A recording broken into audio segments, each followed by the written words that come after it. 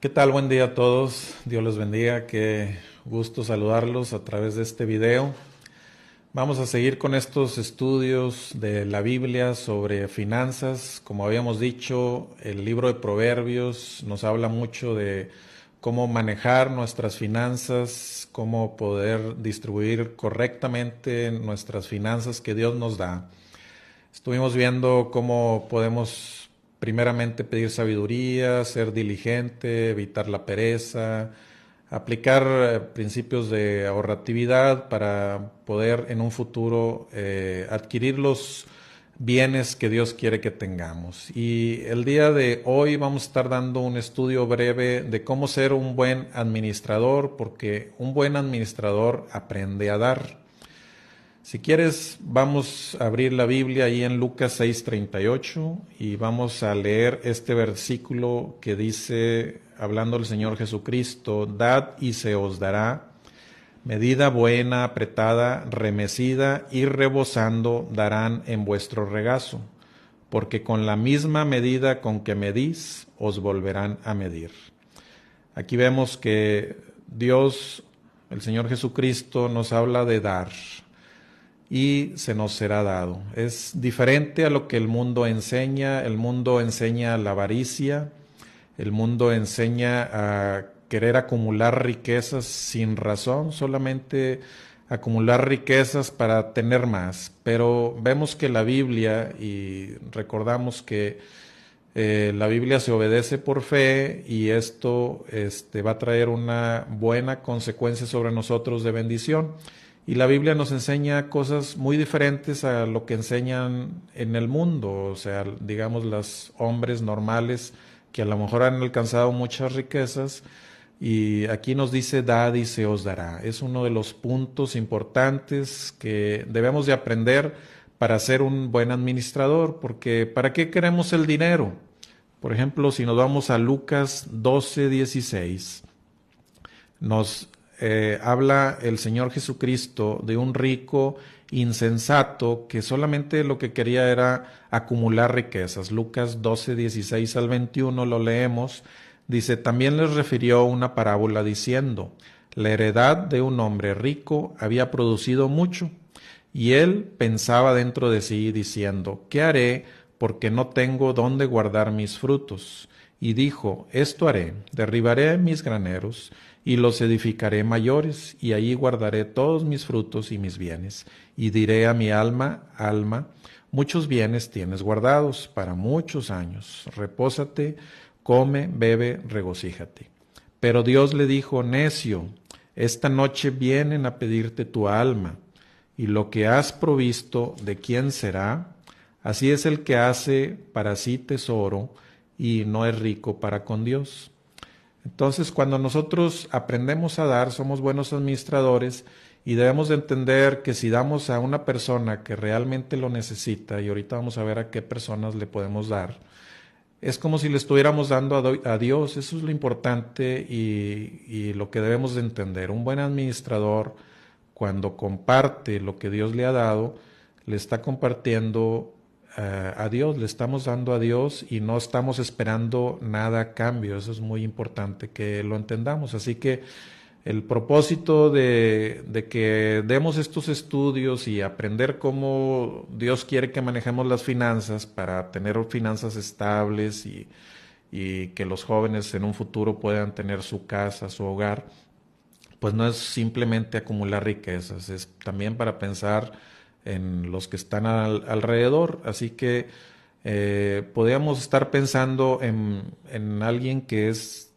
pobre, que no tiene comida. Podríamos ayudarlo, podríamos darle trabajo a aquellos también que lo necesitan, gente que nos ayude en la casa y nosotros les pagamos bien. Eso también pudiera ser parte del propósito del dinero. Entonces, eso está en parte del propósito del dinero, de dar y no esclavizar a las personas, sino que dar abundantemente. Y recordemos ese principio que nos dice Jesucristo: dad y se os dará. Es opuesto a lo que el mundo enseña. Jesús nos dice: dad y se os dará. Esto es para que nosotros no tengamos amor al dinero.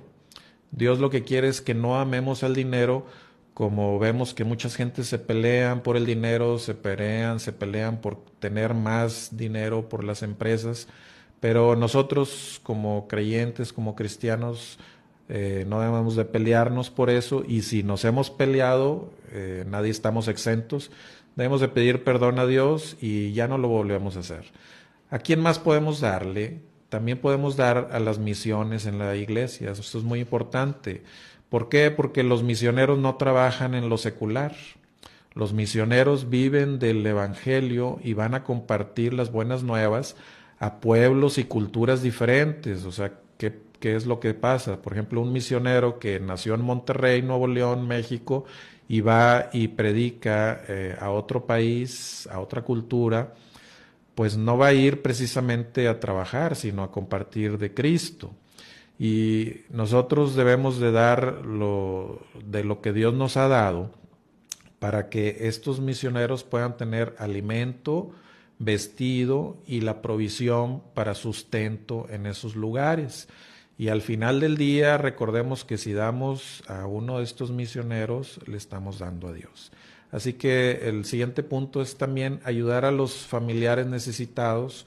Jesucristo habló de que cuando los padres están ya mayores, había unos fariseos que no los querían ayudar, diciendo que habían dado el corbán ahí en el templo, pero Jesucristo les dijo que habían deshonrado a los padres y habían quebrantado este mandamiento, y en Proverbios nos dice que cuando tu padre y tu madre envejecieren, no los menosprecies. Entonces, ayudar a nuestros padres, sobre todo si alguien de ellos está solo, si ya está anciano, si tu mamá es viuda, eso es honrar a tu mamá si es viuda, y Dios te va a recompensar por esto, porque es un mandamiento de ayudar a los padres cuando ya han envejecido y por lo tanto obviamente no pueden trabajar como uno sí puede trabajar.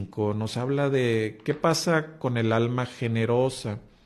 Vamos a abrir tantito. Recuerden que nuestro estudio está basado en Proverbios, porque Proverbios habla mucho de cómo manejar nuestras finanzas. Entonces, así como dice Proverbios 11:25, dice, el alma generosa será prosperada. Generosa está hablando del tema que tenemos hoy de dar. El buen administrador aprende a dar. Generoso es aprender a dar a los demás. El alma generosa será prosperada.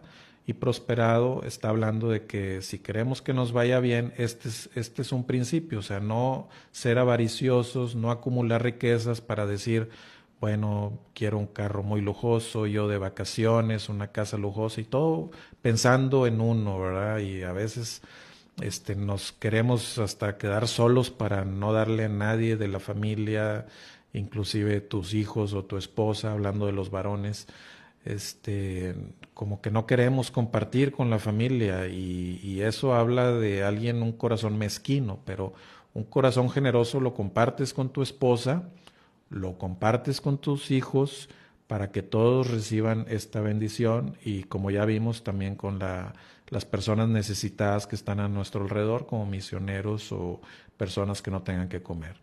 En Proverbios 19:17 es muy interesante, porque aquí habla de lo que les he estado diciendo. O sea, literalmente Dios lo dice, a Jehová presta el que da al pobre. O sea, le damos al pobre, es como si le estuviéramos prestando a Dios, y el bien que ha hecho se lo volverá a pagar.